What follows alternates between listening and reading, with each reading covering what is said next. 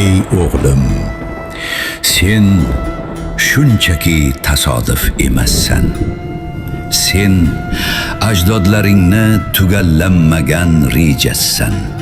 Shohlik qonda emas, himmatda bo'ladi.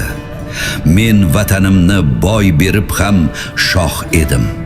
Sen hamma narsang bor bo'lib, nima uchun gadolik qilyapsan?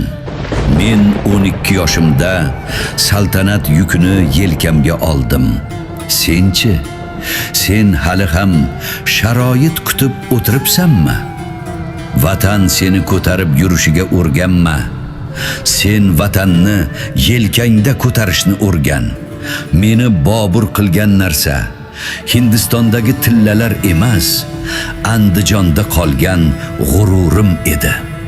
Najotni birovdan kutgan qul bo'lib o'ladi. Sening Hindistoning sening bilimingdir. Tur. Bugun o'zingni yengmasang, ertaga seni dunyo yengadi. Sening bugungi dangasaliging bizning 1000 yillik mehnatimizni chippakka chiqaradi. Tur.